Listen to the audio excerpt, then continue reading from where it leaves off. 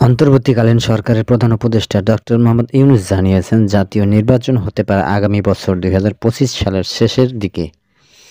তবে নির্বাচন প্রক্রিয়া এবং নির্বাচন সংস্কার কমিশনের সুপারিশের পরিপ্রেক্ষিতে এবং জাতীয় ঐক্যমতের ভিত্তিতে যদি প্রত্যাশিত মাত্রায় সংস্কার যোগ করতে হয়, তাহলে অন্তত আরও ৬ মাস অতিরিক্ত সময় লাগতে পারে বলে জানিয়েছেন তিনি। মহান বিজয় দিবস উপলক্ষে জাতির উদ্দেশ্যে দেওয়া ভাষণে এমন আশাবাদ ব্যক্ত করে প্রধান উপদেষ্টা সকাল 10টায় বিটিভি ও বিটিভি ওয়ার্ল্ডের একযোগে তার ভাষণ সরাসরি সম্প্রচার করেছে। ভাষণে ডক্টর ইউনূস বলেন, আমাদের সংস্কারের যে আকাঙ্ক্ষা সেটি বাস্তবায়নের প্রতিটি কমিশনে আমাদের জন্য গুরুত্বপূর্ণ।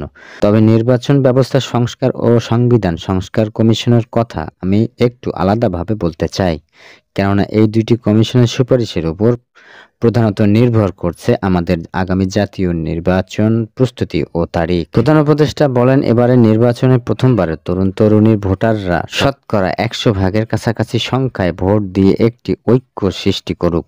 নির্বাচন কমিশন এবং সকল সামাজিক প্রতিষ্ঠা ও রাজনৈতিক দলের আহ্বান, সবাই মিলে আমরা যেন এই লক্ষ্যে অর্জন করার জন্য নানান প্রকার সৃজনশীল কর্মসূচি গ্রহণ করি।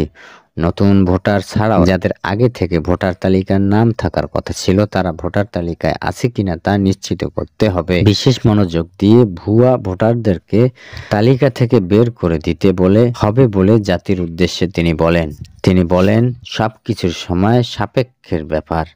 এর সঙ্গে যদি আমরা নির্বাচন প্রক্রিয়া আরও উন্নত করতে চাই, নির্বাচন সংস্কার কমিশনের সুপারিশমালা বাস্তবায়ন করতে চাই, তাহলে প্রয়োজনে সংস্কার বিস্তৃতি গভীরতা অনুসরণে নির্বাচন কমিশনকে সময় দিতে হবে।